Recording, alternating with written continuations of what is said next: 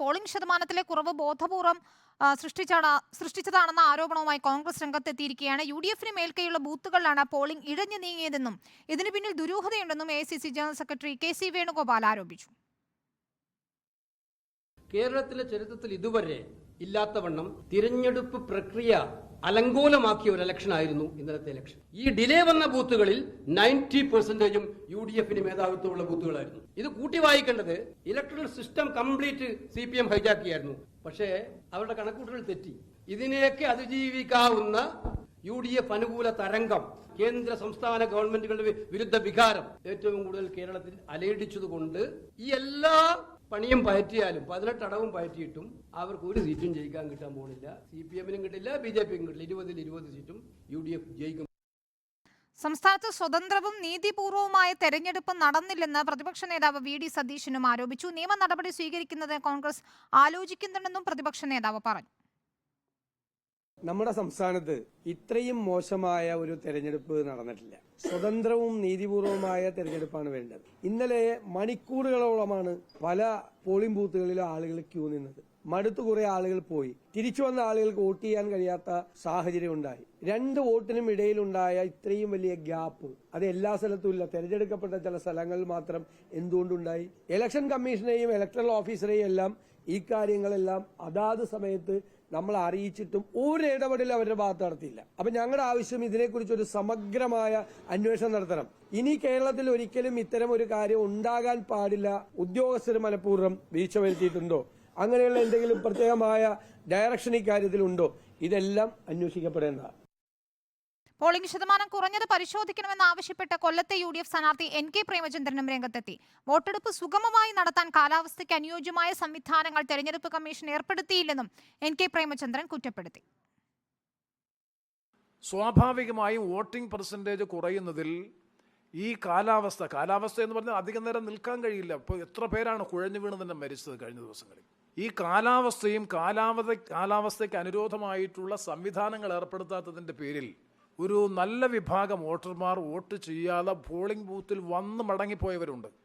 അതും ഒരു പ്രധാനപ്പെട്ട ഘടകം തന്നെയാണ്. അപ്പോൾ ഇതെല്ലാം കൂടി പരിശോധിക്കുമ്പോൾ പിന്നെ ബാക്കി രാഷ്ട്രീയ കാരണങ്ങൾ എന്തെങ്കിലും ഉണ്ടോ എന്നുള്ളത് വിശദമായ വിശകലനത്തിന് ശേഷം മാത്രമേ പറയാൻ കഴിയൂ. അതുപോലെ വോട്ടിംഗ് പെർസെൻറ്റേജ് കുറഞ്ഞതും ഈ തെരഞ്ഞെടുപ്പ് സംഘടനാ സംവിധാനം ഒരുക്കിയ വിഷയത്തെ സംബന്ധിച്ചൊരു അന്വേഷണം അനിവാര്യമാണ് എന്നാണ് എൻ്റെ വിശ്വാസം. സംസ്ഥാനത്ത് പോളിംഗ് കുറയ്ക്കാൻ ബോധപൂർവമായ ശ്രമം നടന്നുവെന്ന മുസ്ലിം ലീഗ് സംസ്ഥാന സെക്രട്ടറി PMA സലാമും ആരോപിച്ചു. പോളിംഗ് കുറഞ്ഞതിൽ ഇലക്ഷൻ കമ്മീഷൻ മറുപടി പറയണം. പോളിംഗ് മനഃപൂർവ്വം വൈകിപ്പിക്കാൻ ഇലക്ഷൻ കമ്മീഷൻ കൂട്ടുനിന്നോ എന്ന് അന്വേഷിക്കണമെന്നും PMA സലാം ആവശ്യപ്പെട്ടു. ഈ പോളിംഗിന്റെ കുറവ് കേരള സംസ്ഥാനത്ത് മൊത്തത്തിലുണ്ട്. ഇപ്പൊ നിങ്ങൾ കണ്ടല്ലോ, അത് ഇലക്ഷൻ കമ്മീഷൻ അതിന് മറുപടി പറയേണ്ടതുണ്ട്. പോളിംഗിന്റെ ഡിലേ വളരെ താമസിച്ചാണ് പോളിംഗ് നടന്നത്. ഇന്നലെ രാത്രി ചില ബൂത്തിലൊക്കെ 11:30 മണിക്കാണ് പോളിംഗ് അവസാനിച്ചത്. അത് പോളിംഗ് സിസ്റ്റത്തിലുള്ള തകരാറുകളാണ്. അതിന് ഇലക്ഷൻ കമ്മീഷൻ മറുപടി പറയേണ്ടതുണ്ട്. പലയിടത്തും പോളിംഗിൽ വന്ന ഡിലേ പല വോട്ടർമാരെയും വോട്ട് ചെയ്യാതെ തിരിച്ചയക്കുന്ന സാഹചര്യം വരെ ഉണ്ടായിട്ടുണ്ട്. അതുകൊണ്ട് ജനാധിപത്യ അവകാശങ്ങൾ പലർക്കും നിഷേധിക്കപ്പെടുന്ന ഒരു സാഹചര്യം പോലും ഉണ്ടായിട്ടുണ്ട്. അതുകൊണ്ട് ഇലക്ഷൻ കമ്മീഷൻ അതിന് മറുപടി പറയേണ്ടതുണ്ട് എന്ന് തന്നെയാണ് ഞങ്ങൾക്ക് പറയാനുള്ളത്. അലി അക്ബർ ഷാ നൽകും വിവരങ്ങൾ. അലി, ഇപ്പോൾ NK പ്രേമചന്ദ്രൻ പറഞ്ഞതുപോലെ ഇന്നലെ കൊടും ചൂടിൽ തളർന്നു വീണ് മരിച്ചവർ നിരവധിയാണ്. ഒരുപക്ഷെ സംസ്ഥാനത്തിന്റെ തെരഞ്ഞെടുപ്പ് ചരിത്രത്തിൽ ആദ്യമായിരിക്കാം ഇത്രയധികം മരണം ഈ വോട്ടെടുപ്പിനിടെ റിപ്പോർട്ട് ചെയ്യുന്നതും. ഈ പ്രതിപക്ഷത്തിന്റെ ആരോപണങ്ങളിൽ എത്രത്തോളം കഴമ്പുണ്ട്? എന്ത് നടപടികളിലേക്കാണ് ഇനി പ്രതിപക്ഷ നേതാക്കൾ പോകുന്നത്? വിനീത, ഈ പറഞ്ഞതുപോലെ ഈ പോളിംഗ് ശതമാനത്തിൽ ഉണ്ടായ ഇടിവ് മുന്നണികൾക്കെല്ലാം തന്നെ വലിയ ആശങ്ക ഉണ്ടാക്കുന്നുണ്ട്. അതേസമയം ഇത് ഒരു ഗൂഢാലോചനയുടെ ഭാഗമായിട്ടാണോ എന്നുള്ള സംശയമാണ്, ആരോപണമാണ് ഇപ്പോൾ UDF നേതാക്കൾ ഉന്നയിക്കുന്നത്.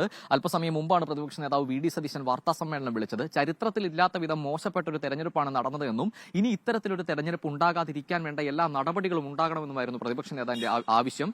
അതുപോലെ തന്നെ AICC ജനറൽ സെക്രട്ടറി KC വേണുഗോപാലും ഗുരുതരമായ ആരോപണം ഉന്നയിച്ച് ഈ പോളിംഗിനെതിരെ രംഗത്തെത്തി. കാരണം ഈ പോളിംഗിൽ വലിയ രീതിയിലുള്ള ഇടിവുണ്ടായതിൽ ഭൂരിഭാഗവും UDF-ന് മേൽക്കൈയുള്ള മണ്ഡലങ്ങളാണ്. അതുകൊണ്ട് തന്നെ ഇതിലൊരു രാഷ്ട്രീയ ഇടപെടൽ ഉണ്ടായിട്ടുണ്ടോ എന്ന കാര്യം കൃത്യമായി അന്വേഷിക്കണമെന്നുള്ളതായിരുന്നു KC വേണുഗോപാലിന്റെ ആരോപണം. ഉദ്യോഗസ്ഥർ ഏതെങ്കിലും തരത്തിലുള്ള വീഴ്ച വരുത്തിയിട്ടുണ്ടോ അല്ലെങ്കിൽ എന്തെങ്കിലും തരത്തിലുള്ള താല്പര്യം സംരക്ഷിക്കാനുള്ള ശ്രമങ്ങൾ ഈ കാര്യത്തിൽ ഉണ്ടായിട്ടുണ്ടോ എന്നതടക്കമുള്ള അന്വേഷണം നടക്കണമെന്നായിരുന്നു KC വേണുഗോപാലിന്റെ ആരോപണം. സമാനമായ രീതിയിൽ മറ്റൊരു ആരോപണവുമായി കൊല്ലത്തെ UDF സ്ഥാനാർത്ഥിയും രംഗത്തെത്തി. NK പ്രേമചന്ദ്രൻ പറഞ്ഞത് കൊല്ലത്ത് ഈ വർഗീയ ധ്രുവീകരണം ഉണ്ടാക്കാനുള്ള ശ്രമം CPM നടത്തിയെന്നായിരുന്നു. താൻ ജയിച്ചാൽ BJP-യിലേക്ക് പോകുമെന്നത് ഉൾപ്പെടെയുള്ള പ്രചരണങ്ങൾ ഈ CPM ജില്ലാ സെക്രട്ടറിയുടെ നേതൃത്വത്തിൽ കോൺവെന്റുകളിൽ അടക്കം കയറിക്കൊണ്ട് CPM നടത്തിയെന്നും ഇത് ഗുരുതരമായ വീഴ്ച CPM-ന്റെ ഭാഗത്തുനിന്നും ഉണ്ടായി എന്നുള്ള ആരോപണമായിരുന്നു NK പ്രേമചന്ദ്രൻ ഉന്നയിച്ചത്. അദ്ദേഹവും ഈ പോളിംഗ് ശതമാനത്തിലുണ്ടായ ഇടിവിൽ എന്തെങ്കിലും തരത്തിലുള്ള ഈ ഗൂഢമായ എന്തെങ്കിലും കാര്യങ്ങൾ നടന്നിട്ടുണ്ടോ എന്ന കാര്യം അന്വേഷിക്കണമെന്നും അദ്ദേഹം പറഞ്ഞിരുന്നു. അതുപോലെ തന്നെ മുസ്ലിം ലീഗും ഈ പോളിംഗിനെതിരെ രംഗത്തെത്തി. കാരണം ഇലക്ഷൻ കമ്മീഷന്റെ ഭാഗത്തുനിന്നും കൃത്യമായ ഇടപെടൽ പരാതികൾ നൽകിയിട്ടും ഉണ്ടായില്ല. അതുകൊണ്ട് തന്നെ ഇതിൽ കൃത്യമായ മറുപടി ഇലക്ഷൻ കമ്മീഷൻ നൽകണമെന്നായിരുന്നു മുസ്ലിം ലീഗ് സംസ്ഥാന സെക്രട്ടറി PMA സലാമിന്റെ പ്രതികരണം. പ്രതിപക്ഷ നേതാക്കളുടെ ആരോപണം